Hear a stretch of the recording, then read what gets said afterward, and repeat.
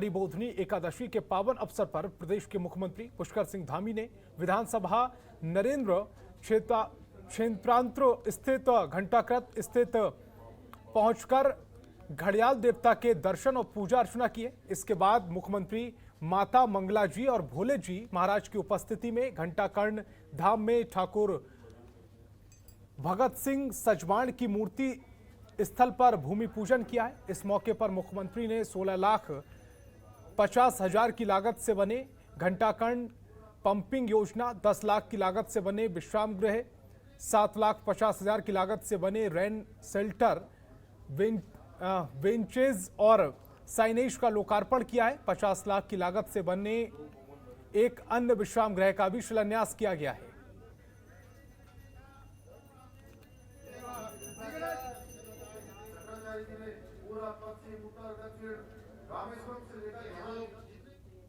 बढ़ाने की बात करिए तो इस तरह के पर्यटन को किस तरह से बढ़ावा मिलेगा सर आगे?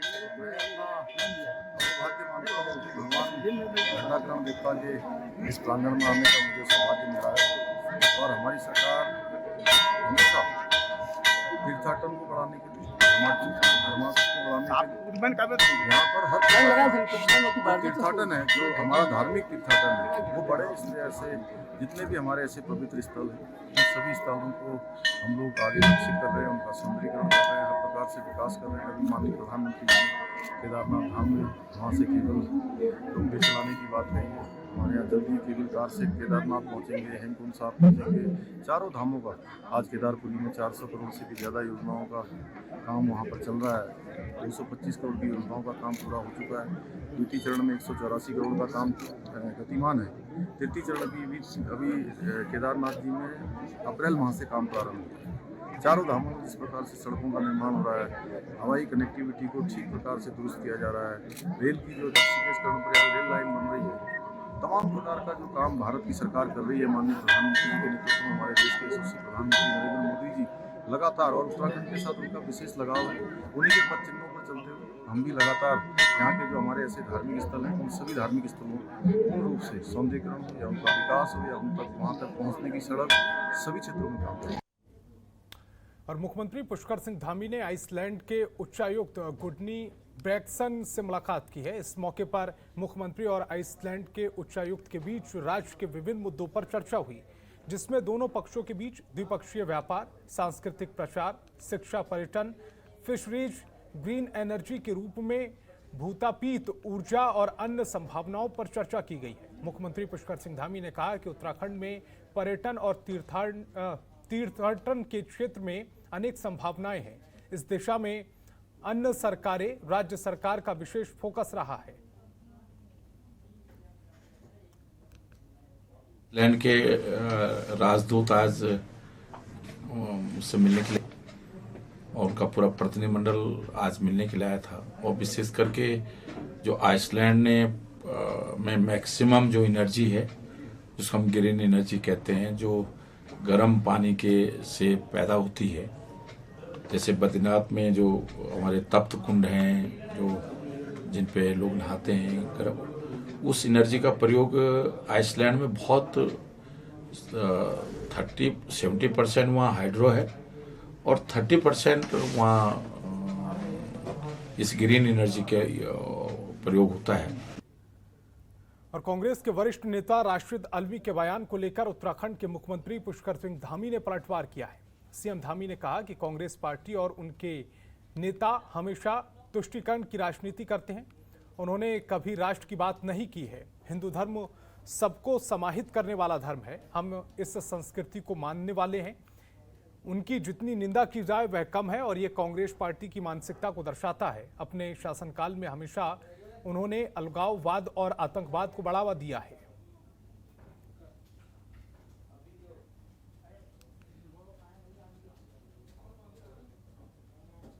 देखिए, ये जो कांग्रेस पार्टी है और कांग्रेस पार्टी के नेता हैं, इनके अंदर कूट कूट कर तुष्टीकरण भरा हुआ है और कभी उन्होंने राष्ट्र की बात नहीं करी, कभी देश की बात नहीं करी। और जो हिंदू धर्म है वो वास्तव में सभी को समाहित करने वाला धर्म है हमारे यहाँ कहा जाता है अयम निजम परोवेति गणना लघु चेतसाम उदार चरित्रा नाम वैसुदेवम कुटुम्बकम। हम इस संस्कृति को मानने वाले हैं। इनकी जितनी निंदा की जाए उतनी कम है। ये कांग्रेस पार्टी की मानसिकता को भी दर्शाता है कि उन्होंने देश की आज़ादी के बाद से लेकर अब तक क्या किया। हमेशा तुष्टीकरण की बात करी, हमेशा ऐसी बातें करी जिससे देश के अंदर बिखराव पैदा हो, देश के अंदर विघटन पैदा हो, अलगाववाद बढ़े, आतंकवाद बढ़े और हर तरीके से मैं कहूँ कि अस्थिरता का माहौल बने।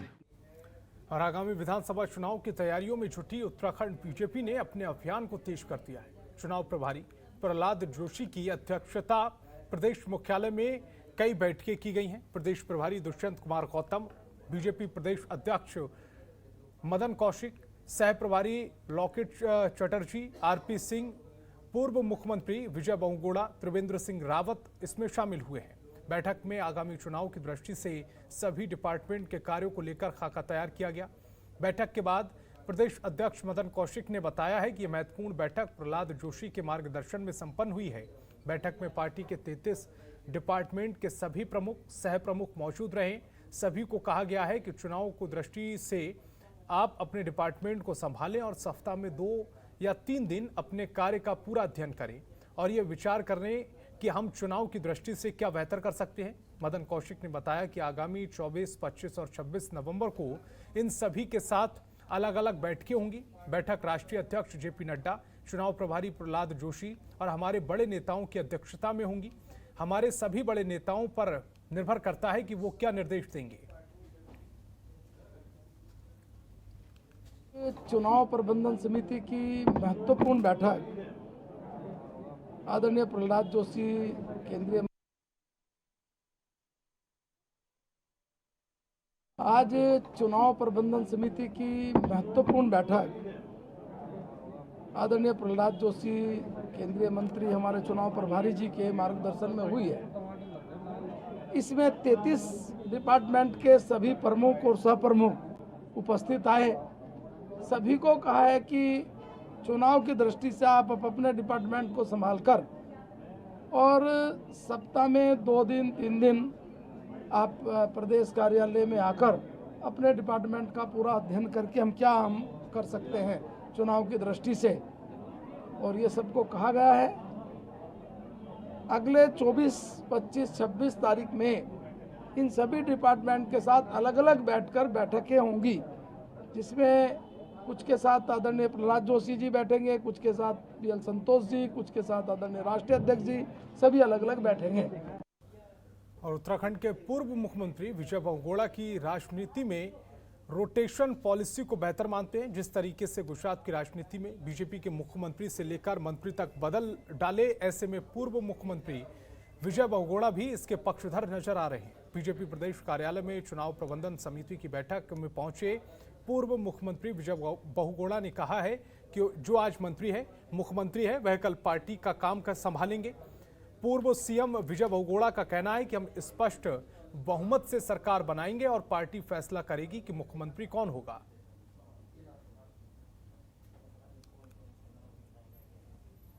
उत्साहित होकर के नारा दे रहे होंगे, लेकिन मेरा जो मानना है कि हम स्पष्ट बहुमत से सरकार बनाएंगे ताकि किसी प्रकार का दबाव ना हो और जो भी मुख्यमंत्री होंगे हमारे वो वहाँ यहाँ पे बिना किसी प्रेशर के यहाँ पे विकास करें। रोटेशन पॉलिसी है भारतीय जनता पार्टी में, अब सबको समझ में आ गया।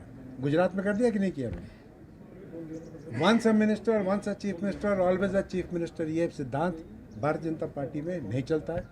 आज आप मंत्री हैं, मुख्यमंत्री, कल आप पार्टी का काम कर सकते हैं। तो जो रोटेशन पॉलिसी है तो वेलकम, अच्छी बात। भारतीय जनता पार्टी के राष्ट्रीय अध्यक्ष जेपी नड्डा का 15 नवंबर को अल्मोड़ा में आने का कार्यक्रम तय है, जिसकी तैयारियों को लेकर अल्मोड़ा में भारतीय जनता पार्टी के कार्यकर्ताओं की एक बैठक की गई, जिसमें प्रदेश मंत्री पुष्कर कला, विधानसभा उपाध्यक्ष रघुनाथ सिंह चौहान, कैबिनेट मंत्री रेखा आर्या, जिलाध्यक्ष रवि रौतेला सहित सभी मंडलों के अध्यक्ष इसमें शामिल हुए हैं। प्रदेश मंत्री पुष्कर कला ने बताया कि प्रदेश में 2022 के चुनाव होने हैं, जिसको लेकर अब चुनाव तैयारी का जायजा लेने राष्ट्रीय अध्यक्ष जेपी नड्डा 15 नवंबर को अल्मोड़ा में 1 दिवसीय दौरे पर रहेंगे। नड्डा कार्यकर्ताओं की एक बैठक लेंगे और एक जनसभा को संबोधित करेंगे। देखिए 15 तारीख को हमारे राष्ट्रीय अध्यक्ष जेपी नड्डा जी का कार्यक्रम अल्मोड़ा जनपद में प्रस्तावित हुआ है। उसी की बैठक तैयारी आज है। निश्चित रूप से सभी जनप्रतिनिधियों और संगठन के लोगों को जिम्मेदारी दी जाएगी और ये कार्यक्रम को बहुत वृहद और बहुत भव्य किया जाएगा। देखिए, नड्डा जी का कार्यक्रम क्या, हमारा ये सहज प्रक्रिया में आता है कि हमारी पार्टी लगातार कार्यकर्ताओं के माध्यम से जनता के बीच रहती है। इसी निमित्त हमारे राष्ट्रीय अध्यक्ष जी इस जिले के प्रवास पर, एक दिन के प्रवास पर आ रहे हैं और उसके तहत हम आज बैठे थे, जिसमें हमने कोई योजना बनी है और उसको हम धरातल पर पूरी जोर के साथ उतारेंगे। पार्टी चुनाव की तैयारियों में है, उन्हीं बातों को ध्यान में रखते हुए सारे काम कर रहे हैं। नड्डा जी को 15 तारीख को माननीय नड्डा जी हमारे ज़िले के प्रवास पर रहेंगे और उसमें 2-3 तरह के कार्यक्रम हमने तय किए हैं। अभी एक किसी धार्मिक स्थल पर वो अपना पूजा अर्चना करेंगे और कार्यकर्ताओं के बीच अपनी बात रखेंगे। एक जनसभा के माध्यम से जनता के बीच में अपना खबरों के निष्पक्ष विश्लेषण के लिए सब्सक्राइब करें Janatantra TV and press the bell icon. Never miss any update.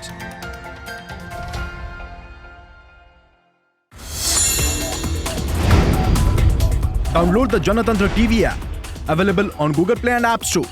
Download it now.